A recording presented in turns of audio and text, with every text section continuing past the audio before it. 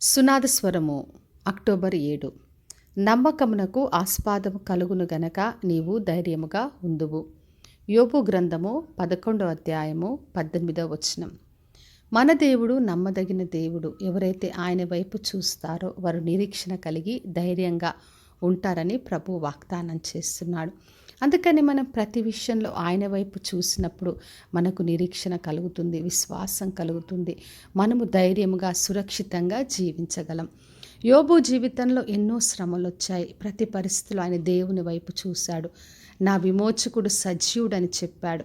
శోధింపబడిన నేను సువర్ణమల మార్చబడదునని నమ్మాడు. నేను వెళ్ళు మార్గము నా దేవునికి తెలుసని దేవుని వైపు చూశాడు.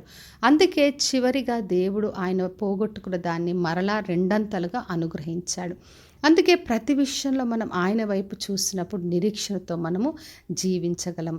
కీర్తనలో 37:5 వచనంలో చదివినప్పుడు నీవు ఆయనను నమ్ముకొనుము, ఆయన నీ కార్యమును నెరవేర్చునని రాయబడింది.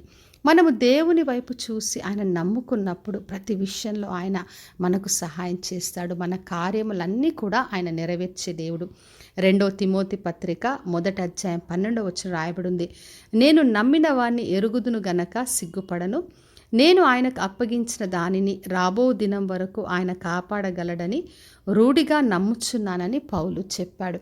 పౌలుకు ఎటువంటి శ్రమలు వచ్చినప్పటికీ ఆయన యేసుక్రీస్తు వైపు చూశాడు. మరి ఆయన నమ్మాడు గనక నేను సిగ్గుపడనని చెప్తున్నాడు. మన దేవుడు నమ్మదగిన దేవుడు. ఆయన వైపు మనం చూసినప్పుడు ఆయన నమ్మదగిన దేవుడు అని మనం ఎరిగినప్పుడు దేని విషయంలో మనం సిగ్గుపడం.